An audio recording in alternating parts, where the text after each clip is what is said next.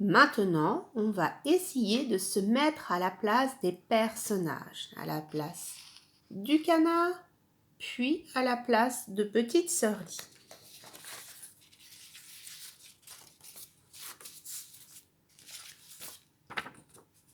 On se met à la place du canard.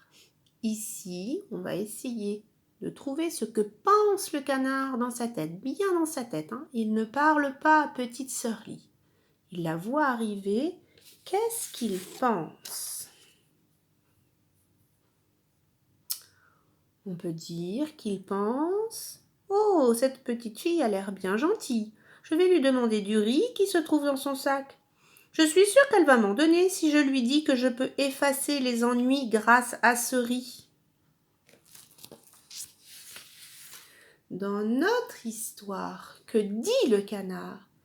Ici, c'est une bulle pour dire ce que dit le canard.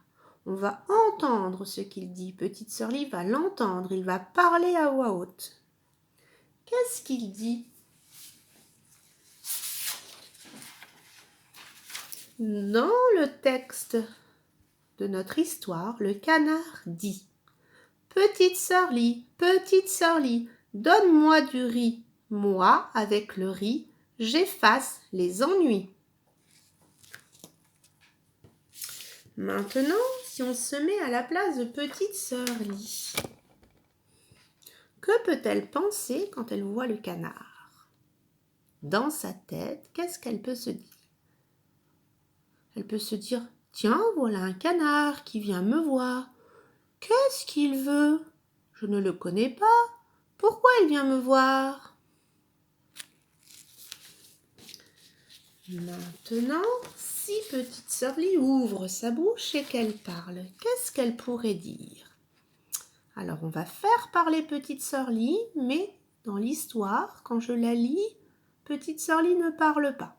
On va faire comme si Petite Sœur-Lie parlait. Qu'est-ce qu'elle pourrait lui dire?